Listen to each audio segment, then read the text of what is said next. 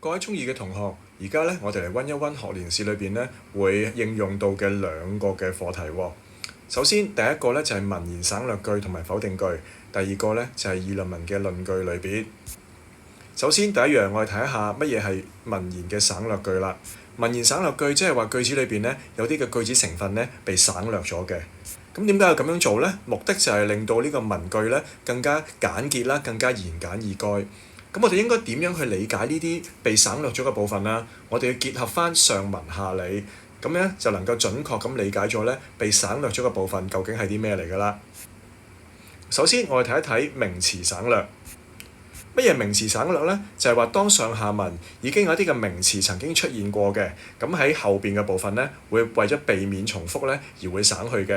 例如以下呢一句啊，四兒日夜長，索食聲孜孜。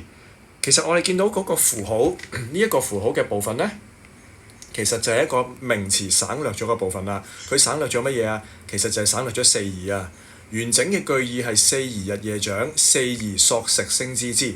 咁因為前文已經出現咗四兒啦嘛，後面唔想咁重複咁沉氣咧，咁啊將四兒咧省略咗啦。咁啊睇下第二個例子咯喎。第二個例子，永州之野產二蛇，黑質而白漿，觸草木盡死。我哋見到咧有個星嘅符號啦，有個井嘅符號啦。其實呢個地方咧就係有兩個嘅名詞咧被省略咗嘅。永州嘅野外咧出產咗一種好奇特嘅蛇喎，黑質而白漿。咁係乜嘢黑質而白漿啊？乜嘢有黑色嘅花紋啊、白色嘅花紋啊？就係呢一個咧二蛇啦。咁所以咧星呢個部分咧就係省略咗二蛇。咁跟住話觸草木喎，盡死。乜嘢觸草木盡死啊？就係呢一個二蛇觸碰到啲草木，啲草木盡死啦。咁所以咧，我哋睇翻上文下理就能夠了解到咧，究竟名詞省略咗個部分係啲咩嚟㗎啦。好啦，至於動詞省略啦，動詞省略其實同名詞省略咧係差唔多嘅道理嘅啫。喺當個動詞多次出現嘅時候咧，為咗避免重複，咁後邊有啲句子嘅相同動詞咧就可以省略嘅。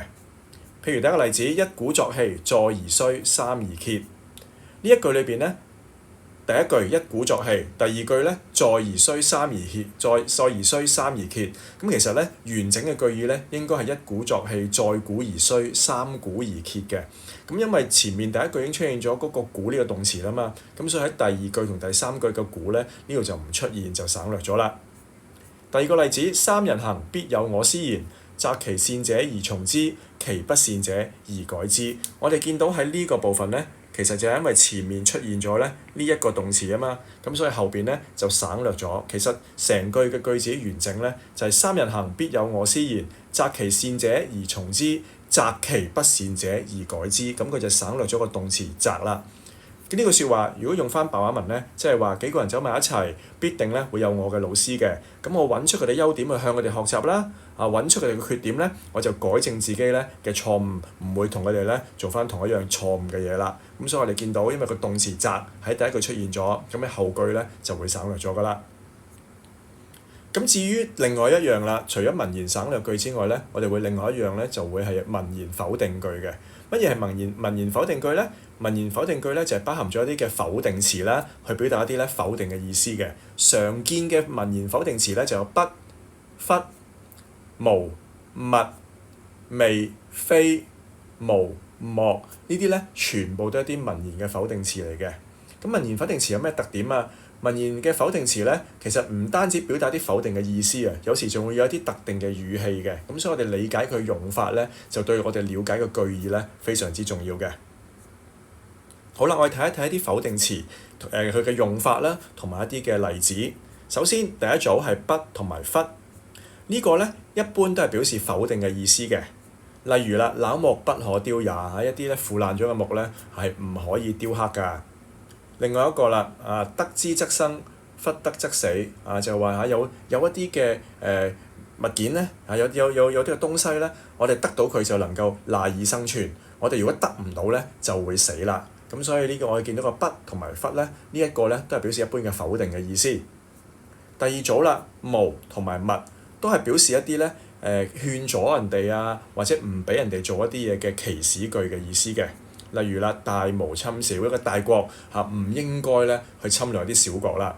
咁另外一句咯喎，己所不欲，勿施於人。呢一句我哋好成日經常聽到㗎啦，就係話自己一啲你唔希望人哋對你咁做嘅嘢，我哋咧唔應該咧喺人哋身上咧同樣做翻出嚟嘅。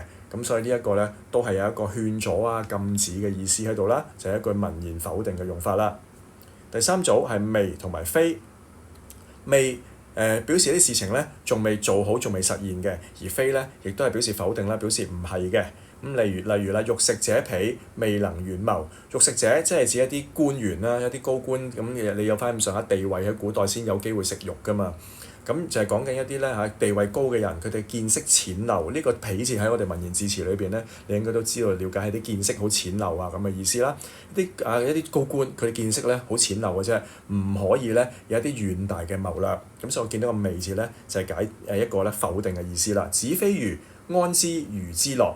佢話你又唔係條魚，你怎能夠知道條魚快樂啊？咁所以個非字咧亦都係解不是嘅。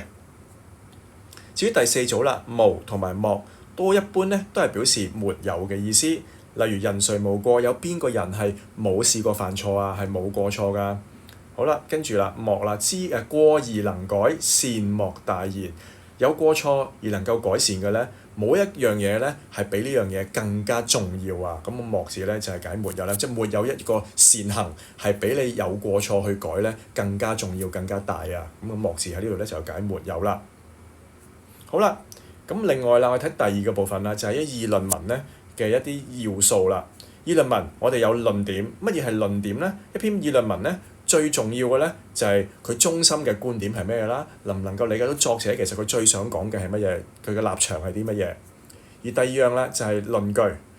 我哋有論點就一定要有支持論點嘅材料同埋證據，咁呢個咧就叫做論據。第三啦就係論證，論證係咩咧？就係將論點同埋論據嘅推理過程咧連接呢個連接呢個過程咧就係叫做論證嘅手法啦。呢三樣嘢咧其實係三樣嘢係完全係互相係有關係嘅。論點係文章嘅靈魂啦，表達咗作者嘅觀點立場啦，而論據係文章嘅一個骨架，為論點咧提供支持嘅。而論證我哋可以比喻為一個文章嘅血脈啦，咁佢將論點同論據咧連接埋一齊啦。呢三樣嘅裏邊，其實論據係最重要嘅，因為論據能夠令論點嘅說服力、可信度咧增加。如果我哋能夠揀到一個合適嘅論據咧，就會令到我哋嘅論點更加有力啦，更加堅實。咁以下落嚟咧，我就會講乜嘢係論據啦。論據即係用嚟支持同埋證明論點嘅一啲材料，包括一啲事實啦、一啲數據啦、一啲歷史事件，甚至乎一啲名言，都係一啲論據嘅一種嚟嘅。有咩作用咧？論據就可以增強說服力啦，令到讀者咧信服呢個作者嘅觀點。另外啦，亦都提高咗呢個可信度嘅合理嘅論據咧，可以增加文章咧令人相信嘅程度。令到文章更加有權威性啊！更加咧令人哋咧信服。好啦，跟住嚟咧就係非常之重要㗎啦。係四種常見嘅論據類型嚟嘅。首先第一種我哋叫事例。見到個事例，顧名思義就知道咧係講一件事情出嚟啦。例如喺雪芹呢篇文章裏邊，我哋學過呢篇文章㗎嘛，裏邊就攞咗個真實嘅例子咧，做一個論據去支持咧勤呢樣嘢係我哋必須學習嘅呢一個嘅特質嚟嘅。咁攞咗一個咩論據咧？就係數學家陳景潤讀咗翻閱咗上千本嘅資料，通宵達旦學習，就登上咗數學高峰啦。咁用呢個論據，用呢個事實去證明咧勤就可以令人得到成功。好啦，除咗事例之外咧，我哋仲有史例。史例係咩咧？史例就係歷史事件。例如我哋要説明要虛心接納批評先可以進步嘅話咧，咁我哋或者就會揀以下呢個例子咧，去證明我哋要虛心立諫先至會進步啦。就係唐太宗，因為佢好虛心去接納一啲人嘅意見啦，去到改善啦，咁開創咗呢個貞觀之治嘅盛世啦。咁呢個就係如果我哋去講一個論點，就係話我哋要接納批評嘅咧，呢一個史例咧就可以作為一個嘅論據啦。第三就係語例。語例即係引用一啲名人嘅説話、名言啊，或者典籍嘅內容。雪芹呢篇文章咧，曾經引用過高爾基一句説話：天才出於勤奮作為佢嘅論據嘅。咁呢一個我哋見到一個名人講咗一句説話出嚟，呢個説話係同嗰個論點係有關係嘅咧，呢個就係叫做語例啦。好啦，至於第四種就係設例。設例咧就係通過一啲假設嘅情景咧嚟到説明論點嘅。例如啦，如果你唔努力温習學年試咧，如果唔努力温習學年試，阿俊銘嘅成績咧一定會唔理想啊！咁我就假設咗一個情景，就係假設阿俊銘如果唔努力温習，成績一定會唔理想嘅。咁呢一種我哋就叫做設例啦。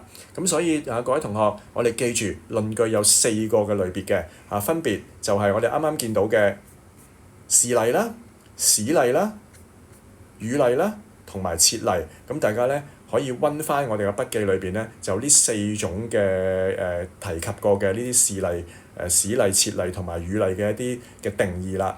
咁好啦，今日咧我要同大家重點温習嘅咧就係呢個部分啦。咁希望各位努力加油，喺學年試裏邊咧爭取到好嘅成績啦。